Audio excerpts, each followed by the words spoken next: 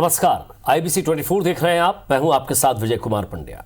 नशे के खिलाफ जारी आईबीसी की मुहिम के तहत हम आपको राजधानी में नशे के एक एक अड्डे के साथ लॉकडाउन के दौरान नियम कायदों की धज्जियां उड़ाते नशे की पार्टी कराने वाले क्वींस क्लब और उससे जुड़े रसूखदारों की भी हर खबर दिखाते रहे हैं।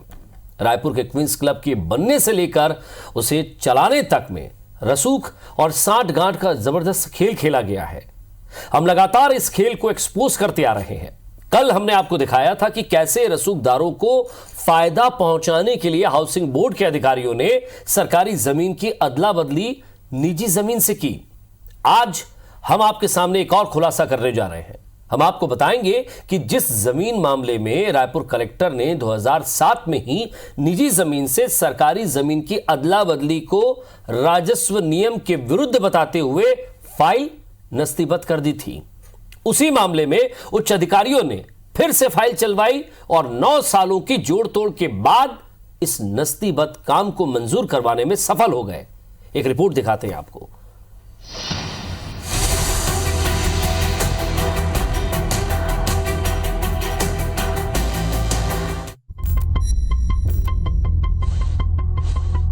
रायपुर के पॉश इलाके में माननीय लोगों के लिए बनाए गए क्वींस क्लब में जब लॉकडाउन के दौरान पार्टी कराई गई, शराब परोसी गई, वहां गोली चली, तभी साफ हो गया था कि इस क्लब के संचालन में रसूख और सांठ गांठ का बड़ा और तगड़ा खेल चल रहा है। इस घटना के 1 महीने बाद भी क्लब के प्रमुख संचालक रहे नमित जैन की गिरफ्तारी नहीं होना और eminent infrastructure private limited company के 6 डायरेक्टर पर एफआईआर तक न होना इस खेल को बहुत हद तक साफ कर देता है। खुद हाउसिंग बोर्ड की तरफ से अब तक आरोपियों के खिलाफ कोई कार्रवाई नहीं की गई है, लेकिन रसूख का ये खेल केवल आज का नहीं है, बल्कि क्लब और कॉलोनी के बनने के समय से ही ये खेला जा रहा है। इससे जुड़ी एक रिपोर्ट हमने कल दिखाई थी। आज हम कुछ और खुलासे कर रहे हैं। दरअसल साल 2006 में जब विधायकों के लिए मुरैना में आवासीय गृह बनाने का काम शुरू हुआ, तब इस प्रोजेक्ट में जगदीश अरोरा और हरबख्श सिंह बत्रा की निजी जमीन भी शामिल कर ली गई। लेकिन ऐसा करने से पहले हाउसिंग बोर्ड के तत्कालीन अधिकारियों ने न तो नियम निर्देश पढ़ने की कोशिश की और न ही सरकार से इसकी अनुमति लेने की आवश्यकता समझी। दरअसल असल कहानी किसी रसूखदार को फायदा पहुंचाने की थी और इसी खेल में हाउसिंग बोर्ड ने खुद से मान लिया कि हाउसिंग बोर्ड और निजी भूस्वामी आपसी रजामंदी से जमीन की अदला बदली कर लेंगे। ये अलग बात थी कि निजी जमीन वीआईपी रोड से काफी अंदर थी और जिस सरकारी नजूल की जमीन से उसकी अदला बदली होनी थी वो अब वीआईपी रोड के बेहद पास और क्वींस क्लब से सटी हुई है। इसमें सिर्फ और सिर्फ निजी भूस्वामियों को ही फायदा होना था, जो बाद में हुआ भी, क्योंकि इसमें से एक भूस्वामी हरबख्श सिंह बत्रा को बाद में क्लब के निर्माण के लिए 30 सालों तक उसके संचालन का कॉन्ट्रैक्ट मिल गया। लेकिन रसूख और सांठगांठ के इस खेल में नियम कायदों को कैसे ताक पर रख दिया गया। बिना किसी शासकीय स्वीकृति के ही बोर्ड ने जमीन की अदला बदली कर ली। उसका सबूत है 2006 में रायपुर कलेक्टर का यह पत्र। 26 मई 2006 के इस पत्र में रायपुर कलेक्टर ने हाउसिंग बोर्ड के कार्यपालन अभियंता और दोनों भूस्वामियों को कहा है, क्योंकि हाउसिंग बोर्ड को शासन की ओर से अब तक भूमि का आवंटन नहीं किया गया है। प्रकरण शासन स्तर पर विचाराधीन है, लिहाजा आपको अदला बदली की औपचारिक अनुमति प्रदान की जाती है। शासन से अनुमति प्राप्त होने पर जो भी शर्तें होंगी उसे पालन करना अनिवार्य होगा। अब 20 फरवरी 2007 को जारी रायपुर कलेक्टर का ये पत्र भी देख लीजिए। इसमें 27 दिसंबर 2006 के राजस्व विभाग के आदेश का जिक्र करते हुए कहा गया है कि राजस्व पुस्तक परिपत्र में नजूल भूमि की अदला बदली का कोई प्रावधान नहीं है, लिहाजा इस प्रकरण को नस्तीबद्ध किया जाता है। कलेक्टर के इस आदेश से साफ हो गया कि सरकारी जमीन की निजी जमीन से अदला बदली हो ही नहीं सकती, लेकिन हाउसिंग बोर्ड के अधिकारी ये कर चुके थे। लेकिन रसूख और सांठ गांठ का खेल शासन प्रशासन के सामान्य नियम कायदे कानून से कहां रुकता है। कलेक्टर के इनकार के बाद शुरू हुई उच्च अधिकारियों की सक्रियता। जो काम असंभव था उसे संभव बनाने के लिए नोटशीट चलाई गई। हाउसिंग बोर्ड से प्रस्ताव राजस्व विभाग के सचिवालय को भेजा गया। नियम कायदों के हिसाब से यह असंभव था और मामला लगभग खारिज हो चुका था। लेकिन बताते हैं कि ऐन वक्त पर तत्कालीन सरकार में एक बेहद कद्दावर अधिकारी के हस्तक्षेप के बाद मामला नाटकीय ढंग से मुड़ा और फिर फाइल स्वीकृत हुई। प्रस्ताव के रूप में शासन तक पहुंच गई। मामले को मंत्री परिषद के सामने रख दिया गया। 28 दिसंबर 2016 को जमीन अदला बदली का आदेश राजस्व विभाग से जारी हो गया। राजेश राज, आईबीसी 24, रायपुर। तो मामला यहां से शुरू नहीं होता है क्वींस क्लब का। जमीन की अदला बदली हुई, कैसे करी, किसने की, उन अधिकारियों का क्या हुआ, ये सब कुछ हम खुलकर बात करेंगे। हमारे संवाददाता राजेश राज हमारे साथ जुड़ रहे हैं। राजेश, परत दर परत इस क्वींस क्लब के एक एक राज बाहर सामने आ रहे हैं। पहले शराब सामने आई, फिर उसके बाद पार्टियां सामने आई, फिर ड्रग्स का मामला जुड़ा, फिर उसके बाद लॉकडाउन में शराब पिलाने का मामला सामने आया, फिर जमीन की अदला बदली का मामला सामने आया। सवाल यह कि और कितने काले कारनामे कर रखे हैं इस क्वींस क्लब ने। देखिए विजय, दरअसल क्वींस क्लब का जो संचालन है, जब ये लॉकडाउन में पार्टी हुई तब सबको समझ में आ गया था। और बेसिकली रायपुर के जो बहुत जागरूक लोग हैं, जो जानकार लोग हैं, वो तो पहले से भी बता रहे थे कि पूरे लॉकडाउन के दौरान, यानी मार्च के महीने से जब से लॉकडाउन लगा था तब से ही वहाँ पे संदिग्ध गतिविधियाँ चल रही थी। और उसके बाद जब घटना सामने आई, गोली चली, उसके बाद जब हम इसकी तफ्तीश में जुटे, उसके बाद तो बेहद चौंकाने वाले खुलासे एक के बाद एक होते गए। हमारी रिपोर्ट का मतलब ये है विजय कि ये संचालन में रसूख और प्रभाव का इस्तेमाल किया गया है। इस बात को लेकर के अब कोई संशय होना ही नहीं चाहिए, क्योंकि जिस तरह से कार्रवाई हुई या फिर उसके पूर्व की जो घटना है, क्योंकि लॉकडाउन के दौरान सामान्य आदमी तो अपने घर से बाहर भी नहीं जा रहा था, जगह जगह उसकी पुलिस की चेकिंग हो जाती थी, डंडे पड़ जाते थे, आपको 10 रीज़न बताने पड़ते थे कि आप क्यों घर से बाहर निकले हैं। और उसी लॉकडाउन में दुर्ग भिलाई से लोग आ जाते हैं तब, जबकि जिला सील है। रायपुर से दर्जनों लोग पहुंच जाते हैं क्वींस क्लब में तब, जबकि जगह जगह पे बैरिकेटिंग है। कैसे हो जाता है, कैसे संभव है कि आम लोग को पुलिस की लाठी पड़ जाए और बाहर के लोग बिना रोक टोक के वहां तक पहुंच जाए? तो ये साफ करता था कि वहाँ रसूख का खेल है। एक दूसरा ये कि कोई दुकान वाली अपनी हिम्मत नहीं जुटा पा रहा था उस वक्त में कि वो शासन प्रशासन के नियमों के खिलाफ जाकर के अपनी दुकानें खोल ले। लेकिन क्वींस क्लब में पार्टी हो रही है, गोली चल जा रही है, शराब पिलाई जा रही है, नशे का इस्तेमाल किया जा रहा है, ये स्थिति आ जाए, ये संभव ही नहीं है बिना रसूख के। तो ये रसूख कहाँ से, उसको जब हमने तफ्तीश करना शुरू किया तो फिर पता चला कि ये रसूख तो सिर्फ आज का नहीं है।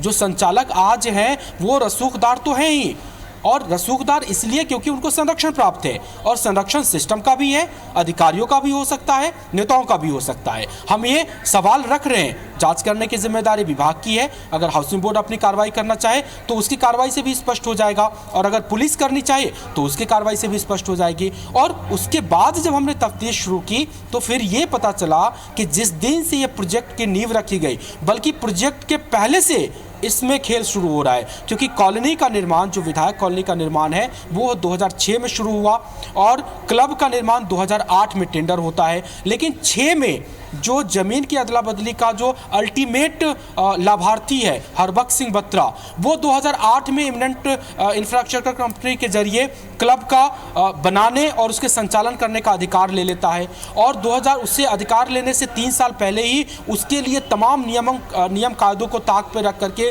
अधिकारी उसके लिए फाइल चलाते हैं, अधिकारी उसके लिए दूसरे विभागों के साथ में पत्र व्यवहार करते हैं, और फिर अल्टीमेटली नियम विरुद्ध जो चीज़ें हो ही नहीं सकती थी आम लोगों के लिए, वो चीजें करके दी जाती है। क्या ये संभव है कि सिर्फ उसको फायदा पहुंचाने के लिए किया गया? बिल्कुल नहीं, क्योंकि इसमें किसी न किसी हिस्सेदारी है, अधिकारियों की हो सकती है, किसी दूसरे की भी हो सकती है। और ये वो रसूख का खेल है जो आज जो संचालन कर रहे थे, लॉकडाउन में पार्टी करवा रहे थे, उस पर भी वरद हस्त बन के पड़ा हुआ है वो रसूख और वो साठ गांठ का जोर, और जिसके चलते जो कार्रवाई स्पष्ट तौर पर होनी चाहिए थी वो होती नहीं दिख रही है। हमने जो आज रिपोर्ट दिखाई वो लोगों को, जनता को, सरकार को, प्रशासन को ये दिखाने के लिए किया कि ये रसूख का खेल केवल आज का नहीं है, क्लब के जन्म से पहले का है, और आज भी उसी के तहत दोषियों को बचाया जा रहा है। जी राजेश, लेकिन एक सवाल ये भी उठता है कि एक अधिकारी कहता है कि ये ज़मीन की अदला बदली नहीं हो सकती, ये नियम के विरुद्ध है, इसे नस्तीबद्ध किया जाए।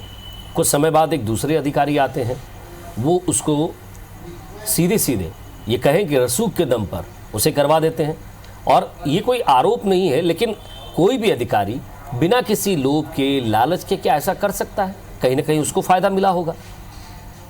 विजय, ये तो सामान्य सी बात है, कोई भी सोच सकता है, संभव ही नहीं है। कोई अधिकारी तो जो काम होने वाला रहता है उसको भी नियम कायदे 1% भी अगर कोई खामी दिखती है हम लोगों का काम रोक दिया जाता है, नियम आड़े लाके दिया जाता है, ये नियम है। लेकिन इस मामले में रसूखदार जो हरबख्श सिंह बत्रा है उसको फायदा पहुंचाने के लिए और बैकडोर से खुद फायदा लेने के लिए हो सकता है, ये आरोप तो लग ही सकता है कि क्यों अधिकारी नियम कानून को बदलने के लिए तैयार हो जाए जो नियम में है ही नहीं और जो संभव ही नहीं हो रहा था उसको संभव कराने के लिए 9 सालों तक जो सचिव लेवल पे पत्राचार हो रहा है, फाइल चल रही है, नोटशीट चल रही है, मामला लगता है कि बिल्कुल खारिज हो गया, अब ये हो नहीं सकता है। उसके बाद अचानक से एंट्री होती है और बड़े ही अजीबो गरीब ढंग की टीप के आधार पे फिर फाइल आगे बढ़नी शुरू होती है और फिर वो लगातार स्वीकृत होते हुए दूसरे तीसरे दरवाजे पे जा करके और अल्टीमेटली वो सरकार के पाले में आती है और वहाँ से स्वीकृत करा ली जाती है।